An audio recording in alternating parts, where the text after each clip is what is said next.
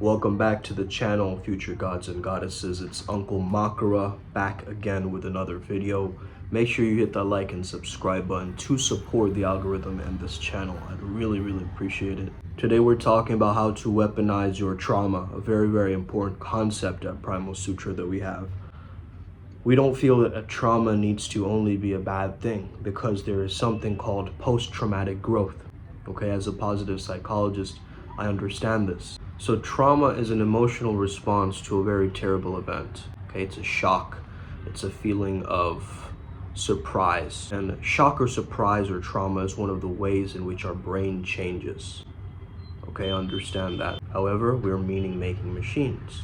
So if you have a very disorganized past and you have all these weird memories and dark memories, you need to basically confront those, meet them, feel through them, release them, so that they don't keep having this invisible thread of control on you. So in a sense, trauma creates a false belief, a false narrative. But what if you were the narrator and you could change the narrative that you were currently living? Instead of saying that I got cheated on, you just say I'm single. Instead of saying, oh, I did something bad, I'm a criminal, you say, I'm a rebel, okay? I had to do what I had to do to survive at that time. My ideas are different now, right? And so understand that whatever your past was, as bad as it was, you need to be a better editor of that story, of that backstory. If you're familiar with bioenergetics, okay, there's a process called finding out your core wound. There is a quiz that you can do as well. So if you haven't done the quiz yet, shoot me a message. A lot of people have done the quiz and found it to be very helpful in achieving this integration or this healing from this trauma split that seems to happen. Okay, so two concepts become mutually exclusive. Let's say, for example, freedom and love, okay? The moment you feel free, you don't feel loved. When you feel loved, you don't feel free, okay? So these are all archetypes. These archetypes are made from how we hold our bodies too and how our bodies might look, okay? Very powerful. Mind and body is always connected. This is what Reich and Lowen started to explore. The rigid archetype becomes rigid because they don't want to experience that heartbreak. And so they use this armoring. They become more rigid and stiff in order to not feel things. So these are all defense structures. They're protective measures that we're using, okay? So understand, your body cares about you. Your mind cares about you. That's why you've been given this trauma. You've been given this trauma in order to heal it, in order to learn a lesson from it, in order to change something. There was a big timeline shift that just happened, by the way. Okay, so you got to be conscious of these things. That means it's going up in the octave scale. The Schumann resonance of the planet is going higher vibration streaming, and so right now you might feel low in your energy, low in your mood. Why? Because the energy is shifted up, and maybe you didn't catch the timeline yet. So you have to actually actively push your state of mind out there, okay? The adepts know this, I've let them know, but I'm letting you guys know too, okay?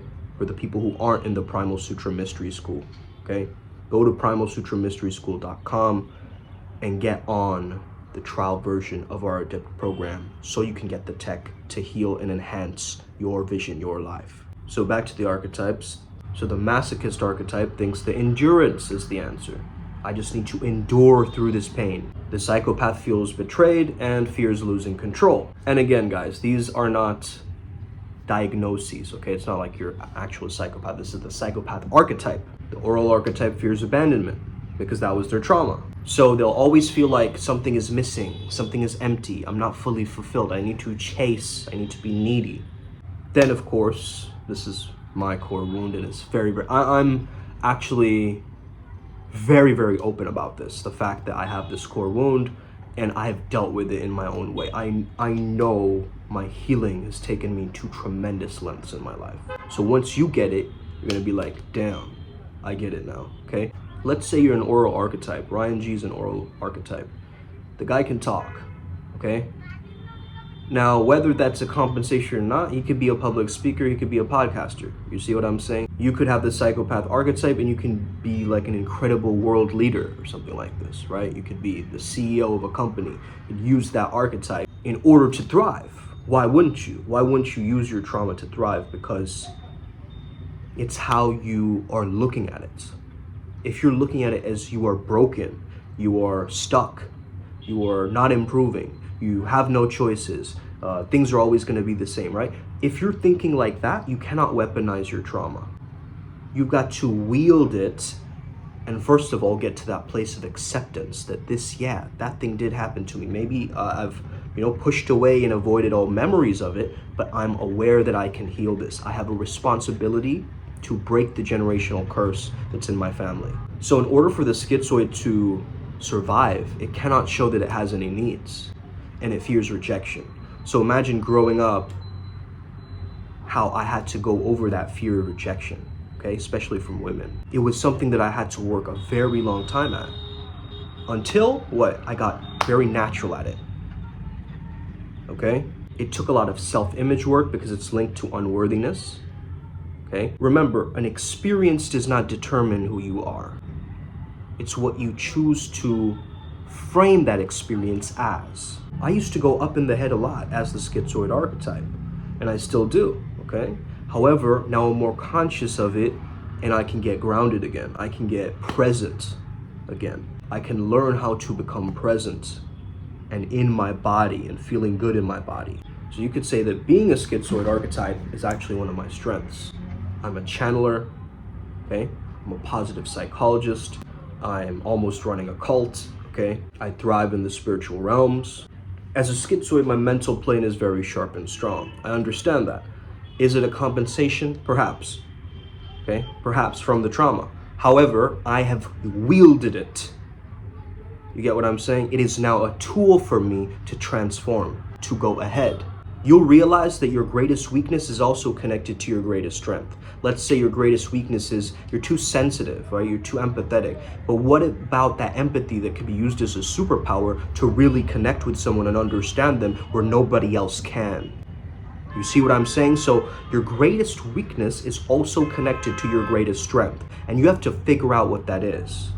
Okay, these quizzes give you some kind of a map, but then you have to really figure out, where am I at? What are my flaws and what are my advancements? What are things that I can really use and demonstrate as higher value, as something that will impact myself and others? When COVID hit, I was like, man, I've been prepping for this my whole life as an introvert, right? Let me go into my internal world. I'm ready to face this thing, okay? I wasn't resisting against it. Maybe in the beginning I was, but then I slowly started to find my own rhythm. And what happened, which was a beautiful process, is I joined IMC Nation, where they had a beast process, right?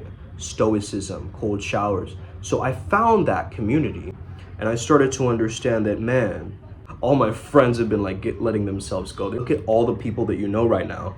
They all look like the same people, right? From high school and from college or whatever, right? They look like the same dudes. And you see me in each and every video, I'm different, okay? That's the power of being a shapeshifter in this game, okay? You have to understand how to weave and adapt with the times, okay?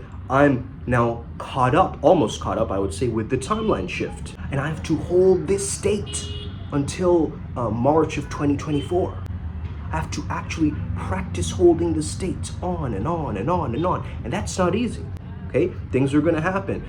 Surprises are going to happen, maybe even more traumas are going to come in. But you have to have a protocol in how to handle this.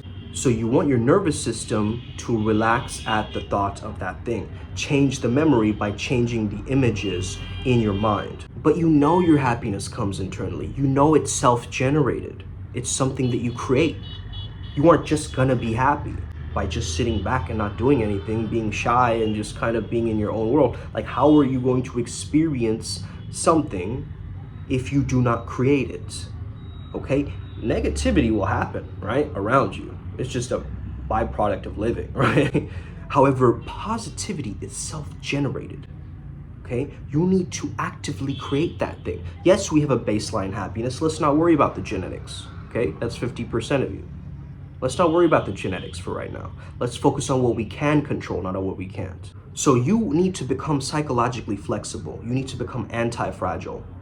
Through what? Through going through pain, hardship, suffering, trauma, and being able to have that mental toughness, that resilience that sets you apart, moves you forward, and you can weaponize that wound in order for it to be a rebirth, a opening, a womb, in a sense. The opposite of trauma, I would say, is healing, okay, or integration. So weaponize the trauma to make a positive impact in your reality.